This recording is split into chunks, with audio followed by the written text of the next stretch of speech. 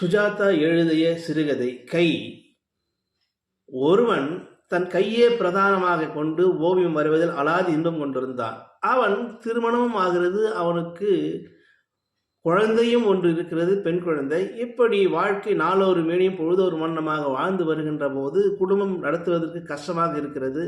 பெண்டாட்டி சொல்லுகிறார், ஒரு ஆணியும் பிடுங்க தேவையில்லை, ஏன் இதையெல்லாம் வரைந்து கொண்டிருக்கீர்கள், எங்கேயாவது வேலை வெட்டிக்கு போய் கஷ்டப்பட்டு சம்பாதிக்கலாமே என்று சாடுகின்ற போது மனம் வெறுத்து ஒரு சோப்பு கம்பெனிக்கு போய் வேலை தேடுகின்ற போது அவனை இன்டர்வியூக்காக 3 பேர் அழைக்கிறார்கள். அதில் 2 ஆண்கள், ஒரு பெண்.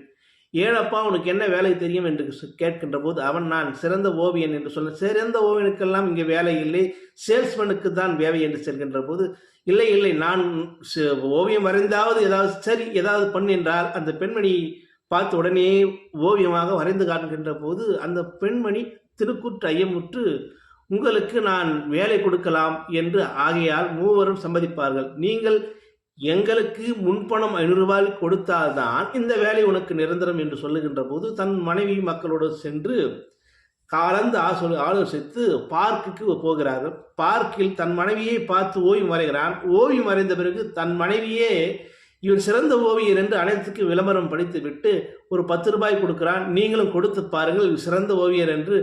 அப்படி ஒரு 10 நாட்களாக ஓவியம் வரைந்து கை வீங்கி ஒரு 500 ரூபாய் சம்பாதிக்கிறான். சம்பாதித்து அந்த பணத்தை எடுத்துக்கொண்டு இன்டர்வியூக்கு செல்லுகின்ற அந்த சோப்பு கம்பெனிக்கு பஸ்ஸில் ஏறுகின்ற போது பஸ்ஸில் பின்னால் ஏறிய படிக்கட்டில் பிரேக் அடித்து கீழே விழுகிறான். விழுந்தவுடன் பின்னே வந்த கார் கையில் மேல் ஏறி 2 கையிலுமே சேதமடைகிறது. மருத்துவமனையில் சேர்க்கிறார்கள். சேர்த்த பிறகு கை 2 கையுமே போய்விடுகிறது. கண்கலங்குகிறான். இனி ஏன் வாழ வேண்டும், கையை நம்பினார் என்று ராத்திரி எழுந்து அந்த மருத்துவமனை மாடியிலிருந்து கீழே நினைக்கின்ற போது 2 கால்களை பற்றி கொள்கிறாள் அவள் மகள்.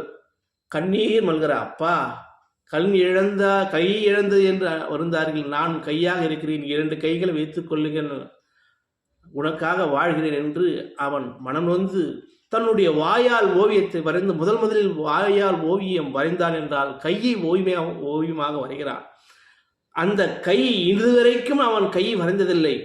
ஆனால் சுற்றத்தார் நண்பர்கள் எல்லாரும் தன் உடல் இருப்பார்கள், ஆனால் பெரிய பொருட்டாக நம்பதில்லை.